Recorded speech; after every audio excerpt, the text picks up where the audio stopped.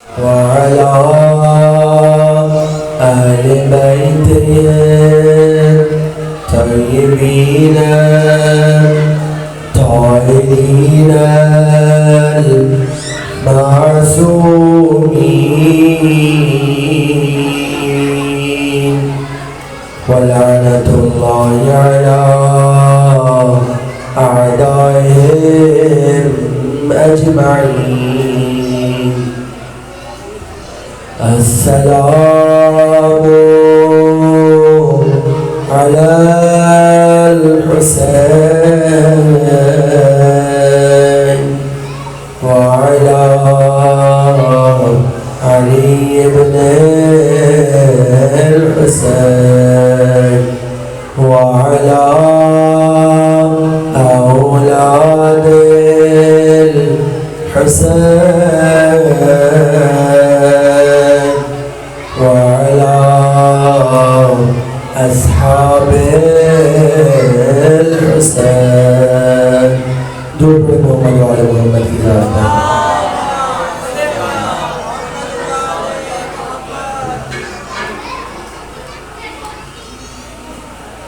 خدا کا شکر ادا کرتے ہیں کہ اس نے ہمیں توفیق دی کہ ہم فرش عزا پر آ کر حسین کی دکھیاری ماں کو اس کے بیٹے کا برسہ دے سکیں. عزیزو یاد رکھیے، میں جوانوں سے مخاطب ہوں. یہ جوان پیچھے بیٹھے ہوئے ہیں، توجہ میری طرف رکھیے. ہم جس فرش عزا پر بیٹھے ہوئے ہیں، اس فرش عزا پر آپ کا اور میرا امام بھی موجود ہے.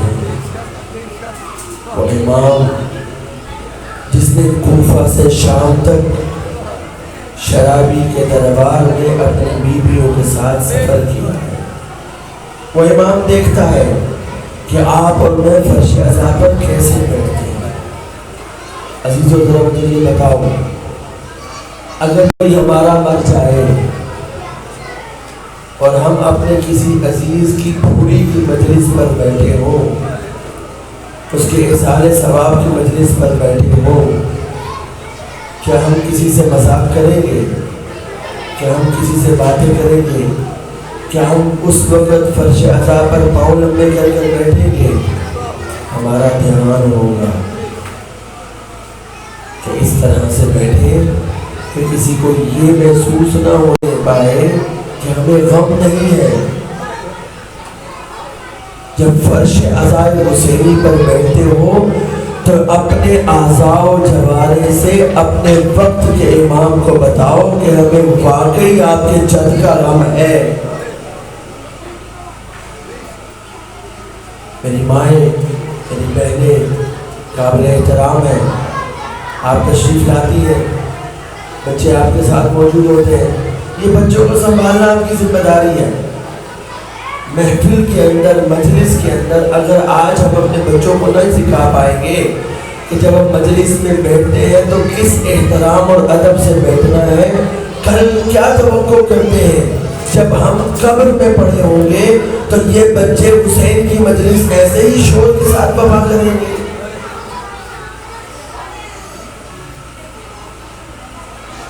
اگر آج ہماری ماں نے، ہماری بہنوں بیٹیوں نے اپنی اولاد کی تربیت نہ کی، کل ہم قبر میں ہوں گے، ہمارے احسان ثواب کی مجلس ہوگی، حسین کا ذکر ہو رہا ہوگا. چونکہ ہم نے اس بچے کو ادب اور احترام نہیں سکھایا ہوگا، ہمارے احسان ثواب کی مجلس پر یہی بچہ حسین کا ذکر اس انداز سے نہیں کرے گا جس طرح حق بنتا ہے حسین کا ذکر کرنے. اس وقت ہمیں سب سے زیادہ اگر قبر میں ثواب پہنچے گا نا تو وہ اپنی اولاد کے ذکر سننے کا ثواب پہنچے گا. جب میرا کوئی اپنا بچہ قرآن پڑھے گا تو اس کا مجھے زیادہ ثواب پہنچے گا. جب کوئی میرا اپنا سگا، میری اولاد مجلس میں بیٹھ کر حسین کا ذکر سنتے ہوئے ادب اور احترام کے ساتھ آنسو بہائے گی تو تو خداوند کریم قبر کے اندر مجھے زیادہ ثواب دے گا، لیکن اگر میری اولاد نے ایسا نہ کیا تو یاد رکھیے خداوند کریم ملائکہ کو بھیجے گا کہ تو نے دنیا میں رہتے ہوئے اپنی اولاد کی تربیت کیوں نہیں کی، اور میری قبر کو جہنم کی آگ سے بھر دیا جائے۔ سوچنے کا مقام ہے، یہ فرش عزا ہر کسی کے حصے میں نہیں آیا۔ آپ اور میں خوش قسمت ہیں کہ جب نبی کی بیٹی پریشان ہوئی، حسین پیدا ہوئے، نبی کی آنکھوں میں آنسو ہے، سیدہ نے دیکھا خوشی کا مقام ہے، لیکن بابا جان کی آنکھوں سے آنسو بہ رہے ہیں۔ آگے بڑھی، بابا کیا بات ہے، خدا نے مجھے حسین دیا ہے، آپ رو رہے ہیں۔ کہا میری بیٹی ابھی جبرائیل آیا تھا، اس نے مجھے بتایا کہ تیرا حسین اور کربلا میں مارا جائے۔ جب میں یہ سنا تو میں برداشت نہیں کر سکا، میری آنکھوں سے اشک جاری ہو گئے۔ کہا بابا جب میرا حسین مارا جائے گا آپ کہاں ہوں گے؟ کہا میں اس دنیا میں نہیں ہوں گا۔ کہا اس کے بابا علی کہاں ہوں گے؟ کہا دنیا میں نہیں ہوں گی۔ کہا میں کہاں ہوں گی؟ کہا دنیا میں نہیں ہوں گی۔ کہا بابا میرے حسین پر کون روئے گا؟ کہا زہرا خدا ایک قوم پیدا کرے گا کہ جس کے بچے تیرے بچوں کو روئے، جس کے جوان تیرے جوانوں کو روئے، جس کے بوڑھے تیرے بوڑھوں کو روئے۔ مطمئن ہو گئی سیدہ اور آپ اور میرے لیے دعا کی۔ ہمیں فخر ہونا چاہیے، آپ اور میں سیدہ کی دعاؤں کا اثر ہے۔ تو عزاداری کو کس طرح لے کر چلنا ہے فیصلہ آپ پر ہے۔ میں یہ قطعاً نہیں کہتا کہ آپ اپنے بچوں کو گھر چھوڑ کر آئیں، نہیں، آپ اپنے بچوں کو لے کر آئیں۔ جب بچہ فرش عزا پر آئے گا تو علم کے سائے میں آ جائے گا، لیکن بندہ یہ ہے کہ جب علم کے سائے میں آ جائے تو غازی کی طرح اسے بادب بھی بنا، باوفا بھی بنا۔ اگر یہاں کے سو جائے تو پریشان ہونے کی ضرورت نہیں ہے، تیرا بچہ علم کے سائے میں سویا۔ لہذا اپنے بچوں کو فرش عزا کا ادب سکھا، انہیں بتائیے کہ جب حسین کا ذکر ہو تو پھر اور کوئی بات نہیں ہوا کرتی۔ درود پڑھیں محمد و آل محمد کی ذات پر۔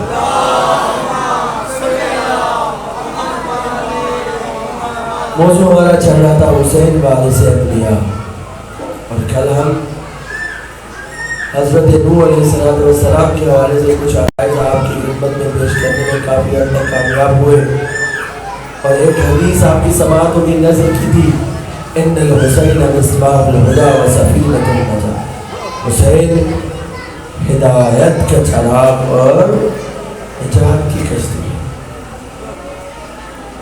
کل عرض کیا تھا کہ خداوند کریم کے رسول نے اس حدیث کو عرش الہی سے پڑھ کر بتایا، اور بتایا کہ خداوند کریم نے اپنے عرش کے داہنی طرف لکھا ہوا ہے حسین ہدایت کا چراغ اور نجات کی کشتی ہے۔ سوال یہ پیدا ہوتا ہے کہ وہ رسول جس کے بارے میں تمام امت اپنے پرائے غیر مسلمان غیر مسلم سب یہ کہتے تھے کہ رسول کی ذات صادق اور امین ہے، یعنی رسول سے بڑا نہ کوئی سچ بولنے والا ہے نہ رسول سے بڑا کوئی ایمانت دار ہے، تو اس رسول کو یہ کہنے کی ضرورت کیوں محسوس ہوئی کہ میں عرش الہی سے پڑھ کے بتا رہا ہوں وَأَنَّ الْمَكْتُوبَ عَنْ يَمِينِ عَرْشِ اللَّهِ، خدا کے عرش کے داہنی طرف لکھا ہوا ہے۔ خدا کے رسول کو یہ کہنے کی ضرورت کیوں محسوس ہوئی؟ اس لیے تاکہ امت مسلمہ کے کسی فرد کے ذہن میں یہ بات نہ آئے چونکہ حسین نبی کا نواسا ہے اس لیے کہہ رہے ہیں حسین کے بارے میں کہ حسین ہدایت کا چراغ اور نجات کی کشتی ہے. میں یہ بتانا چاہ رہا ہوں کہ خدا نے لکھا ہوا ہے, میں صرف پڑھ کے سنا رہا ہوں, میں صرف پڑھ کے سنا رہا ہوں. کل آپ نے سنا کہ کس طرح سے حسین سفینۃ النجات ہے. نوح کو خداوند کریم نے لکڑی کا سفینہ بنانے کو کہا اور اسے سفینۃ النجات قرار دیا, اور حسین کی ذات کو سفینۃ النجات قرار دیا. حسین نے لکڑی کا سفینہ نہیں بنایا تھا, اور کل عرض کیا تھا کہ حسین ابن علی کا سفینہ 8 ذی الحجہ کو مکہ مکرمہ سے روانہ ہوا ہے. کیوں؟ وہ مرحلہ تھا جب نواسہ رسول نے تمام مسلمانوں کو اس سفینے میں سوار ہونے کی دعوت دی تھی.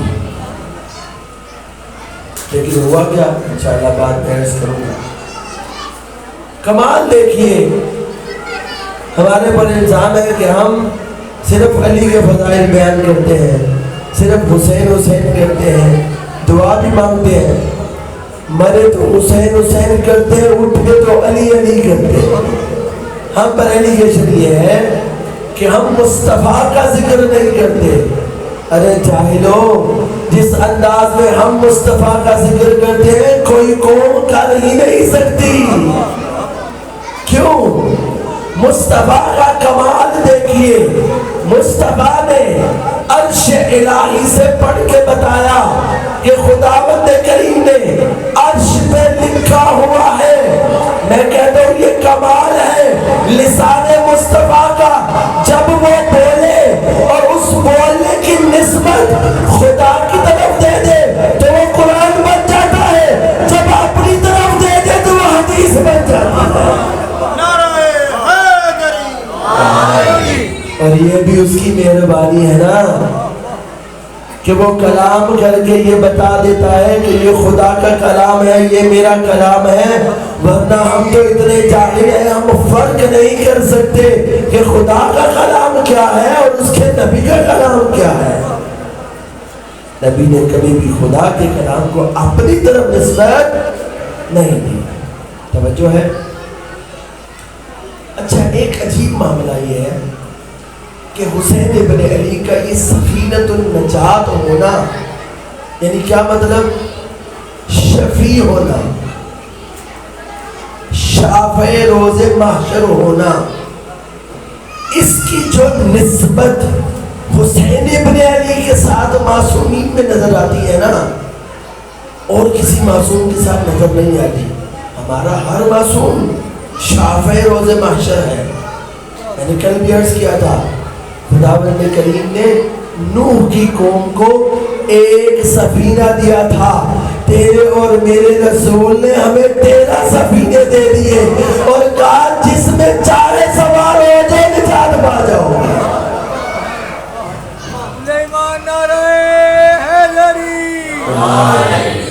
لیکن ایک خاص نسبت ہے. کبھی کسی گناہگار کو دیکھو, پرکھو, تو تمہیں اس کی باتوں میں ایک امید کی کرن ضرور نظر آئے گی. وہ کہے گا حسین بخش دیں گے. یہ اس نے کہاں سے دیکھا, یہ اس نے کہاں سے سنا, یہ اس نے کہاں سے سمجھا. پھر آخر تو ممبر سے کوئی ایسی چیز بیان کی گئی نا کہ اس کی کھوپڑی میں یہ بات فٹ ہو گئی کہ کچھ بھی ہو جائے حسین سے معافی مانگوں گا تو وہ کریم ابن کریم معاف کر دیں گے. توجہ ہے. یہ بات کہاں سے سمجھ آئی؟ ایک ایسی حدیث سناؤں جو سنتے رہتے ہیں. کون سی حدیث ہے؟ حدیث کسا. مائیں توجہ کریں, چھوٹے بچوں والی مائیں, اور چھوٹے بچے بھی توجہ کریں. حدیث کسا میں امام حسن اور امام حسین ہمیں سکھلا کیا رہے ہیں؟ چھوٹے چھوٹے بچے ہیں. حدیث کسا ہے کیا؟ पंजतन पाक की हक्कानियत को बयान किया गया है। खुदा का रसूल बता रहा है कि ये जो चादर के नीचे 5 तन है ये मेरे अहले बैत हैं, ऐसे ही है। लेकिन ये वाक़या कब पेश आया? 10 हिजरी को, मुबाहिला से पहले। पैगंबर अपने बदन में ज़ौफ़ महसूस कर रहे थे,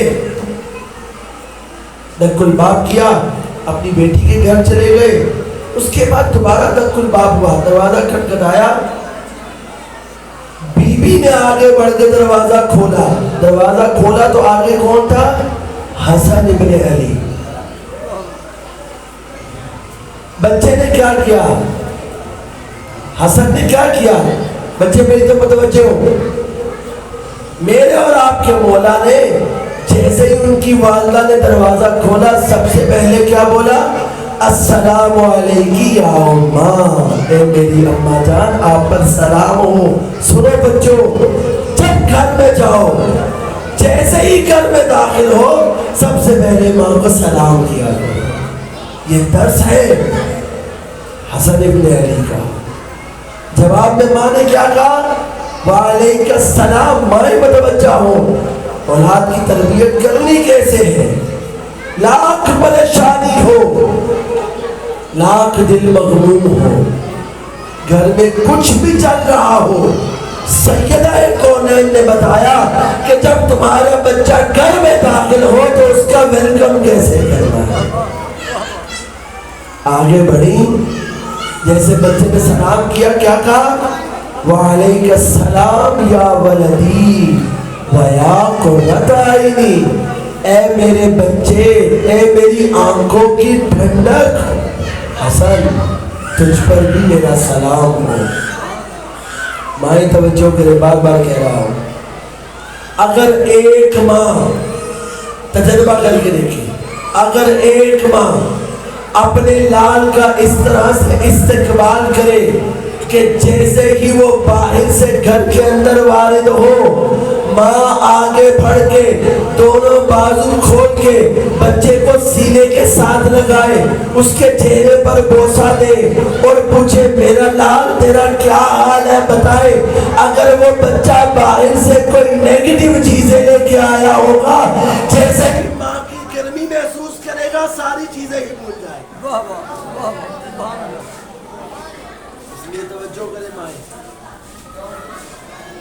हुसैन आए, तवज्जो में इधर रखिए, हुसैन आए, दक्कुल बाब हुआ, सलाम किया, सैयदा ने वही जवाब दिया जो हसन को दिया था, वालेकुम सलाम या वलदी वया कुर्रत आइनी, ऐ मेरे बेटे,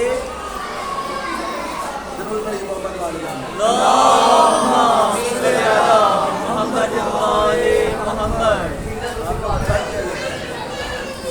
अगर थके नहीं है तो मिलकर जोर पड़ के बताइए।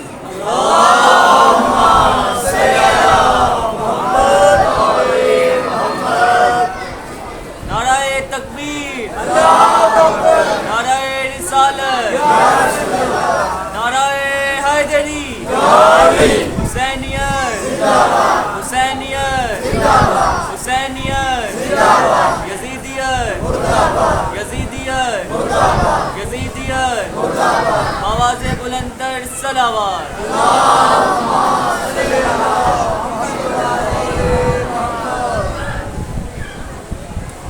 हुसैन इब्ने अली दाखिल हुए, माँ ने फर्क नहीं रखा, ना हसन के इस्तकबाल में, ना हुसैन के इस्तकबाल में। हसन को भी वही लफ्ज़ है जो हुसैन को, और यहाँ पर माओ को, बच्चे दोनों, माँ और बाप दोनों को ये दर्स दिया कि जब तुम एक बच्चे को प्यार कर रहे हो और दूसरा बच्चा भी मौजूद हो, तो दोनों को यकसा प्यार करना। ऐसा ना हो कि एक बच्चे को प्यार कर रहे हो और दूसरा देखकर ये महसूस करे कि मेरी माँ या मेरा बाप इस बहन या भाई से ज्यादा प्यार करता है। अगर बच्चा छोटा होगा तो क्या करेगा? अगर आपने छोटे बच्चे को प्यार किया या बड़े बच्चे को प्यार किया, दूसरा बच्चा देख रहा था, اس نے دیکھا کہ ماں ایسا پیار تو مجھے نہیں کرتی، باپ ایسا پیار تو مجھے نہیں کرتا۔ اکثر باپوں کا رجحان بیٹیوں کی طرف ہوتا ہے اور ماؤں کا رجحان بیٹوں کی طرف ہوتا ہے۔ ماں زیادہ صدقے والی جاتی ہے بیٹے کے اور بیٹی کو پاس نہیں پھٹکنے دیتی۔ جو ہے باپ کیا کرتا ہے، باپ زیادہ صدقے والی جاتا ہے بیٹی کے، بیٹے کو پاس نہیں پھٹکنے دیتا۔ بیٹے کو ہر وقت اعتراض رہتا ہے کہ باپ مجھ سے پیار نہیں کرتا، بیٹی کو ہر وقت اعتراض رہتا ہے کہ ماں مجھ سے پیار نہیں کرتی، ماں بھائی سے زیادہ پیار کرتی ہے۔ توجہ ہے، سیدہ نے یہاں جواب یکساں دے کر بتایا کہ تمہارے 2 بچے ہو، 4 ہو، 5 ہو، 10 ہو، سب کو یکساں پیار کرنا۔ اگر ایک بچے کو تم نے یہاں سے چوما ہے تو سب کو یہاں سے چومنا، لیکن اگر تم نے ایک بچے کو گال سے چوما، دوسرے کو یہاں سے چومو گے، بچے محسوس کریں گے باپ نے اس کو یہاں سے چوما تھا، مجھے یہاں سے چوما تھا۔ توجہ ہے، یہ بچے بڑے باریک بین ہیں۔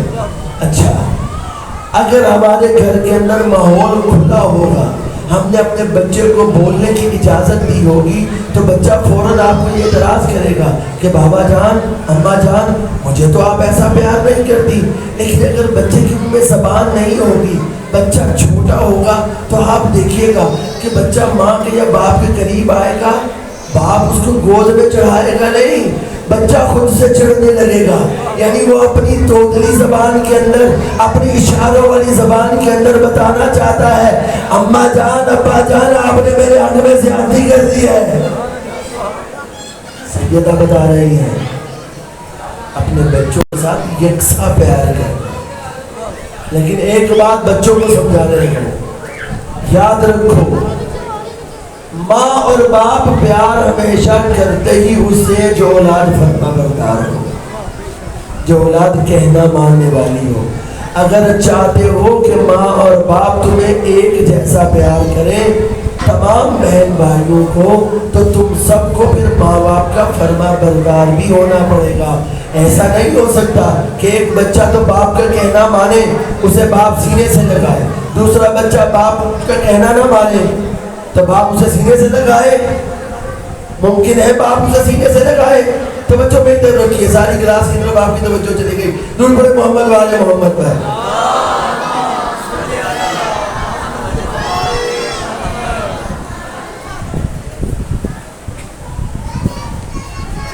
آپ کی ساری توجہ کلاس کی طرف چلی گئی۔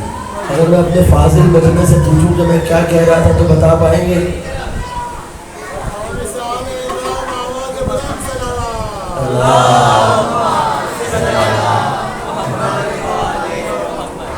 سیدہ کونین نے فرق نہیں رکھا، لہذا آپ کو بھی فرق نہیں رکھنا۔ اور وہ بچے جو فرما بردار نہیں ہیں، وہ توجہ کریں، جب تک آپ والدین کے فرما بردار نہیں ہوں گے، ماں اور باپ آپ سے پیار نہیں کریں گے۔ پیار کیا ہی اسی بچے سے جاتا ہے جو فرما بردار ہوتا ہے۔ خدا بھی روز محشر جنت میں کسے بھیجے گا؟ جو خدا کا فرما بردار ہوگا، جس نے خدا کے احکامات کی بجا آوری کی ہوگی۔ اور جہنم میں کسے پھینکے گا؟ وہ جس نے خدا کی نافرمانی کی ہوگی۔ اب آپ بچے مجھے انصاف سے بتائیں، جوان طبقہ مجھے انصاف سے بتائیں، ایک بھائی باپ کی ایک آواز پر دوڑ کر جاتا ہے، باپ کس سے پیار کرے گا؟ اسی بچے سے۔ لیکن باپ نے کسی کو مخاطب نہیں کیا، گھر میں 4 بچے تھے، باپ آیا، باپ نے سلام کیا، 4 میں سے ایک بچہ متوجہ ہوا اور اس نے سلام کا جواب دیا، باپ کس پہ فدا ہوگا؟ اسی بچے پر۔ اب اگر باقی 3 بچے آ کر یہ کہیں کہ بابا جان آپ تو ہم سے پیار ہی نہیں کرتے، تسی آندے ہو دا منہ چومیا، میں تو ڈاکی بگاڑیا سی، میرا بھی منہ چوم لیندے۔ بھئی وہ منہ تمہارا اس لیے نہیں چوم رہا کہ تم نے اس کی بات کو نہیں سنا، تم نے اس کو ویلیو نہیں دی، اس نے تمہیں ویلیو نہیں دی۔ اگر چاہتے ہو کہ والدین پیار کریں تو والدین کا مطیع اور فرما بردار بنو۔ یہ حسین کے فرش سے حسین کا پیغام ہے. اچھا یہ آج کا تبرک ہے. انشاءاللہ آپ کو تبرک باہر میں ملے گا، کھائیں گے آپ، لیکن یہ تبرک لازماً لے کے جائیے گا، فرش ادا پہ نہ چھوڑ کے جائیے گا، ذہن میں رکھیے گا. یہاں پر بی بی نے دونوں بچوں میں کوئی فرق نہیں کیا، لیکن جیسے ہی دونوں بچے گھر میں آئے نا، کہا اماں جان گھر کے اندر سے نانا رسول خدا کی خوشبو آ رہی ہے. کہا ہاں وہ چادر کے نیچے ہے. حسن گئے. توجہ کیجئے، اب باری ہے نانا اور دادا کی. بچے بھی توجہ کریں، جب نانا جان سے ملے، دادا جان سے ملے تو کیسے ملنا ہے. حسن ابن علی بتا رہے ہیں. آگے بڑھے، چادر کے قریب گئے. ماں اور باپ جس کمرے میں موجود ہوں اس کمرے میں داخل ہونے سے پہلے آواز دو، میں اندر آ جاؤں. دروازہ کھٹکھٹاؤ، کیا مجھے اندر آنے کی اجازت ہے؟ کون بتا رہا ہے؟ حسن ابن علی. رسول خدا چادر کے نیچے تھے. سلام کیا، السلام علیکہ یا جدہ، اے نانا جان آپ پر میرا سلام ہو. اتأذن لی ان ادخل معک تحت الکساء، کیا آپ مجھے اجازت دیتے ہیں کہ میں آپ کے ساتھ داخل کساء ہو جاؤں؟ کیا سبق ہے ہمارے لیے؟ جہاں جائیں گھر میں داخل ہونے سے پہلے کھٹکھٹائیں. ماں باپ کے کمرے میں داخل ہونے سے پہلے کھٹکھٹائیں. بہن کے کمرے میں داخل ہونے سے پہلے کھٹکھٹائیں. حسن ابن علی میں درس دے رہے ہیں. اچھا یہاں نانا نے فرق رکھا اور پرپسلی ایک مقصد کے تحت فرق رکھا. جب حسن آئے نا، کہا وعلیکہ السلام یا ولدی و یا صاحبہ حوزی. وعلیکہ السلام یا ولدی و یا صاحبہ حوزی، میرا بھی سلام ہو اے میرے بیٹے تجھ پر اور اے حوض کوثر کے مالک حسن. توجہ ہے؟ اچھا حسن کو کیا کہا؟ حوض کوثر کے مالک. توجہ رکھیے گا، حسن سے کیا کہا؟ اے حوض کوثر کے مالک.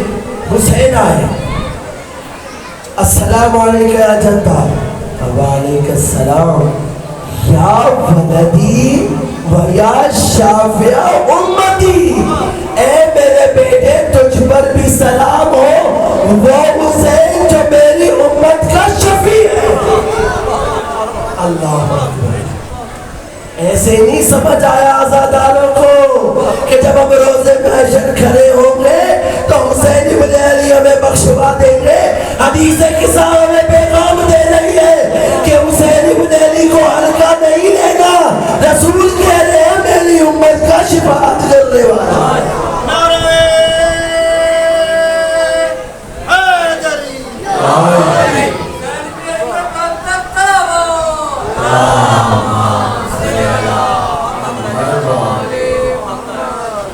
اچھا رک کے ذرا غور کیجیے. ساری امت مسلمہ رسول رسول کرتی، کالی کملی والا بخشوائے گا، کالی کملی والا لے کر جائے گا، کالی کملی والا. اچھا یہ کیوں کہہ رہے ہیں؟ اس لیے کہ اس محشر کے وقت پر جہاں پر باپ ماں آپس میں ایک دوسرے کو نہیں پہچانیں گے، جہاں بیٹا ماں کو نہیں پہچانے گا، جہاں ماں بیٹے کو نہیں پہچانے گی. یوم یفر المرء من اخیہ و امہ و ابیہ و صاحبتہ و بنیہ لکل امرئ منہم یومئذ شأن یغنیہ. ہر بندہ ایک دوسرے کو دیکھ کر پہچانے گا نہیں. کیوں؟ اس لیے کہ محشر کا وہ عالم ہوگا کہ پیغمبر بھی تھر تھر کانپ گئے ہوں گے کہ بارے الہا یہ کیسا سورج ہے، یہ کیسی گرمی ہے، یہ کیسا حساب و کتاب ہے. اس وقت اگر تمام انبیاء کو، تمام امت مسلمہ کو اگر کسی سے امید ہوگی نا تو دو چیزوں کی امید ہوگی. وہ رسول سے ہوگی کہ ہماری شفاعت کر دے، دوسرا یہ کہ ہمیں حوض کوثر سے جام پلا دے۔ توجہ، دو چیزیں چاہیے ہوگی، ایک یہ کہ ہمیں حوض کوثر سے جام پلا دے اور ہماری شفاعت کر دے۔ حضور حدیث قصہ میں پیغمبر اکرم نے محشر کی کل متاع اپنے دو نواسوں میں تقسیم کر دی۔ حسن کو بنا دیا صاحب کوثر، حسین کو بنا دیا شفیع المذنبین۔ ہمیں پیغام دیا، اگر چاہتے ہو کہ روز محشر تمہیں جام کوثر مل جائے، حسن کے دروازے پر چلے جاؤ، اگر جنت چاہتے ہو حسین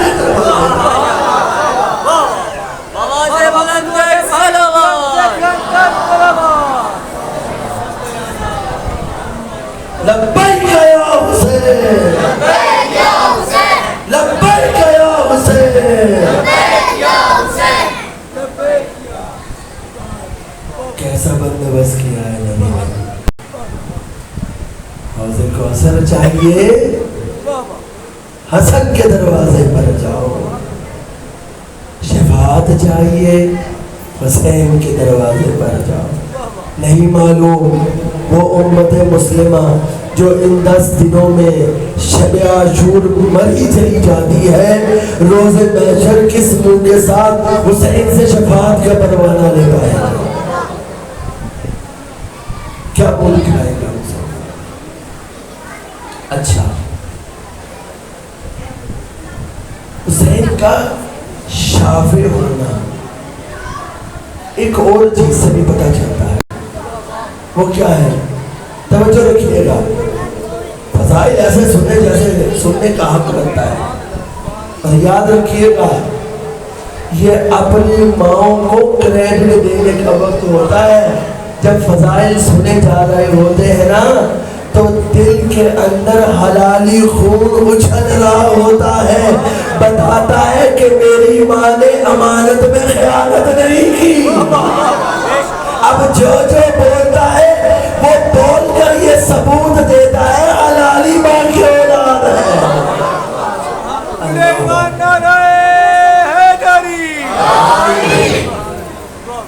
اچھا، حسین ابن علی 3 شعبان کو اس دنیا میں آئے۔ ابھی آئے، فرشتہ خداوند کریم سے مبارکباد لے کر پیغمبر کے پاس آ رہا تھا کہ اپنے ساتھ ایک آسمان کے گناہگار کو حسین ابن علی کے پاس لے آیا، صرف مس کیا اور شفا پائی اور چلا گیا۔ یہ حسین آئے تھے تو تب ہوا تھا جب حسین دنیا سے جا رہے تھے نا، یہ تو آسمانی گناہگار تھا نا، جب دنیا سے جا رہے تھے تو ایک زمین کا گناہگار ہو گیا کہ مولا میرے لیے توبہ ہے۔ پتا چلے کہ جب حسین آتے ہیں تو تب بھی عرش کا گناہگار آ کر شفا پا جاتا ہے، جب جانے لگتے ہیں تو زمین کے گناہگار کو ساتھ جنت لے چلے جاتے ہیں۔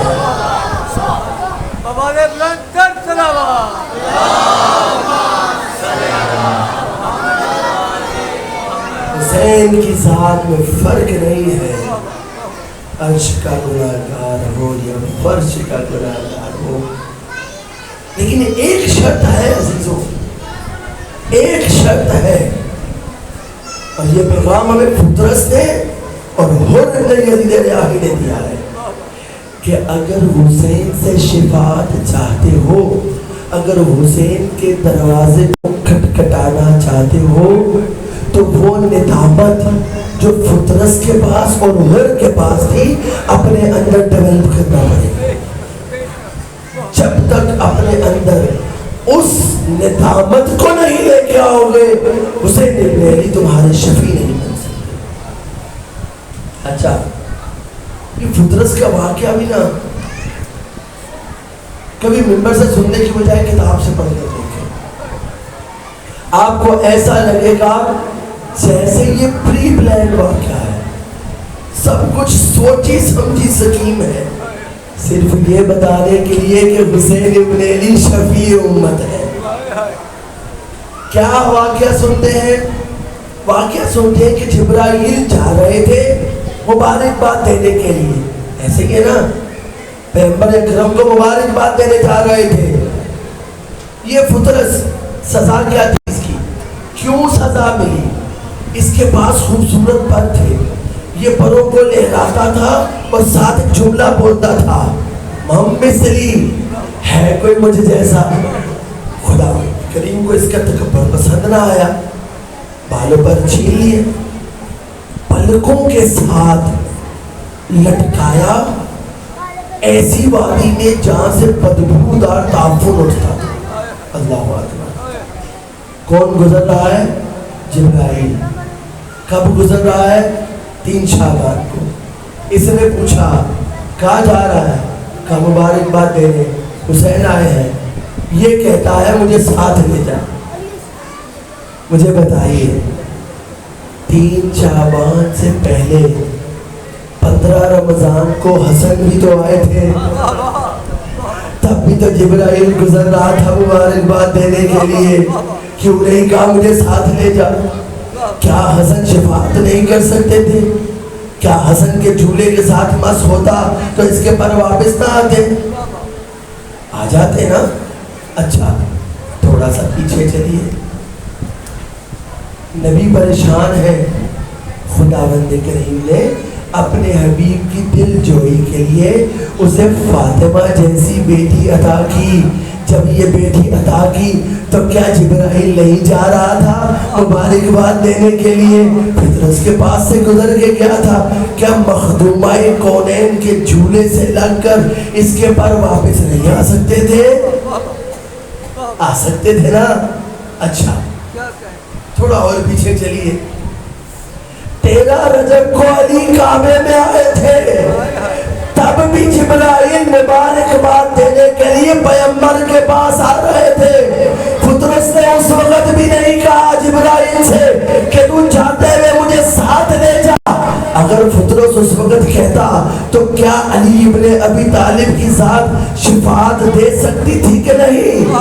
دے سکتی تھی۔ پتہ چلا کہ خداوند کریم بتانا چاہتا تھا کہ میرا حسین شفیع امت ہے، اس کو ہلکا نہ لینا۔ اب جب فطرس آیا نا پیغمبر کے پاس، آ کے سلام کیا اور اپنی غلطی پر ندامت کا اظہار کیا، تو پیغمبر نے کیا کہا؟ کہا جبرائیل اس کو اٹھا۔ جبرائیل نے اٹھایا، کہا اس کو حسین کے جھولے کے ساتھ مس کر دے۔ اللہ اللہ اکبر۔ حسین کے ساتھ نہیں، حسین کے جھولے کے ساتھ مس کر دے۔ جب حسین کے جھولے کے ساتھ مس کیا نا، اس کے پر فوراً نکل آئے۔ بس یہاں پر ایک پیغام ہے، پتا چلا کہ وہ چیز جو معصوم کے ساتھ نسبت پا جائے وہ بھی شفاعت کے قابل ہو جاتی ہے۔ وہ بھی شفاعت کے قابل ہو جاتی ہے۔ ہم صرف حسین کی ولادت پر فطرس کا واقعہ نہیں سنا رہے۔ قصص الانبیاء کی کتاب اٹھاؤ، پڑھو سورہ یوسف۔ یوسف چلے گئے تھے، باپ کی نظروں سے اوجھل ہو گئے تھے، باپ کو پتا تھا زندہ ہے، باپ نے رو رو کے وَبْيَضَّتْ عَيْنَاهُ مِنَ الْحُزْنِ وَهُوَ كَظِيمٌ، اتنا روئے کہ آنکھیں سفید ہو گئی۔ یوسف کو پتا چلا کہ بابا کی آنکھیں سفید ہو چکی ہیں۔ اب جب ان کے بھائی جا رہے تھے نا واپس، تو یوسف خود چل کر نہیں آئے، یوسف نے اپنا کرتا بچوایا، کہا یہ کرتا لے جاؤ، میرے باپ کے منہ پر ڈالو، آنکھیں واپس آ جائے۔ پتا چلا جو چیز معصوم سے منسوب ہو جائے وہ بھی شفاعت دیتی ہے۔ اس لیے معمولی نہ جانو ان علم اور بازی اور تابوت کو، احترام کیا کرو۔ ان کی نسبت ہے کسی خاص شخص سے، اس کی نسبت ہے کسی پاک ہستی سے۔ جب تابوت اٹھاؤ، جب علم اٹھاؤ، وضو کر کے اٹھاؤ، بغیر وضو ان چیزوں کے پاس جایا کرو۔ ان کی ایک ویلیو ہے، ان کی ایک نسبت ہے اس پاک ہستی سے۔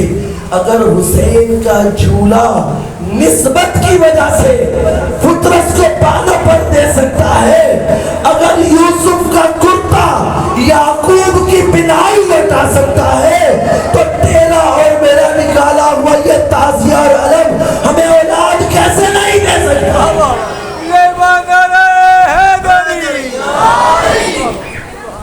وسیلہ ہے، نسبت ہے، دیتا خدا ہے، لیکن جب وہ یہ دیکھتا ہے نا کہ میرا بندہ حسین کا واسطہ لے کر آیا ہے، خدا کا دل ہی نہیں کرتا کہ اس بندے کے واسطے کو رد کر دے، وہ اپنے در سے خالی نہیں لوٹاتا۔ بس عزیزو، آپ کی زحمتوں میں تمام اس سال ویسے مزہ نہیں آ رہا، کبھی لائٹ کا مسئلہ ہے، کبھی کوئی مسئلہ ہے، کبھی کوئی مسئلہ ہے۔ یقین جانیے پچھلے سال انہوں نے مجھے کہا تھا کہ اگلے سال عشرہ آپ پڑھیں گے۔ یہ جو ہم عرق ریزی کرتے ہیں پورا سال مطالعہ کرتے رہتے ہیں کہ آ کر آپ لوگوں کو کچھ دے کر جائیں، لیکن افسوس کے ساتھ کہنا پڑتا ہے کبھی ہم لائٹ سے گھبرائے ہوتے ہیں، کبھی ہم نوکری سے گھبرائے ہوتے ہیں، کبھی گھر کی چھوکری سے گھبرائے ہوتے ہیں، ہمیں سمجھ نہیں آ رہی ہوتی فرش عذاب پر جانا ہے کہ نہیں جانا۔ اور نتیجہ یہ ہے کہ آپ یقین کریں کہ ایسے مطالب سے ہم محروم رہ جاتے ہیں۔ کوشش کریں کہ حسین کی بارگاہ میں حر بن کر آئے، فرش عذاب پر آئے تو دل میں تسلی رکھیں کہ یہاں پر مخدومہ کونین آئی ہوئی،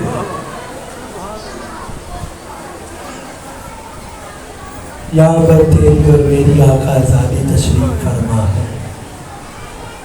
میں نے یکم محرم میں روایت عرض کی تھی کہ اول محرم سے ایک بی بی جنت البقیع سے اپنے شکستہ پہلو پہ ہاتھ رکھ کر نکلتی ہے اور شام میں زینب عالیہ کے مقام پر جا کر زینب سے کہتی ہے اٹھو زینب، یکم محرم الحرام ہو گئی ہے۔ زینب کو لے کر یہ دونوں بیویاں ایک چھوٹی بی بی کی قبر پر آتی ہے، وہ بی بی جو اپنے بھیا سے کہا کرتی تھی بھیا ہم گھر کب واپس جائیں گے، بھیا اس زندان شام سے کب ہم گھر واپس جائیں گے، کیا بھیا ہم گھر کو لوٹ سکیں گے؟ اس بی بی کو اٹھاتی ہے، اٹھو سکینہ، چلو یکم محرم ہو گئی ہے۔ پھر یہ بیویاں کہاں آتی ہیں؟ یہ بیویاں فرش عذاب پر آ جاتی ہیں، جہاں پر حسین کا غم منانے کے لیے مومنین و مومنات تشریف فرما ہوتی ہے۔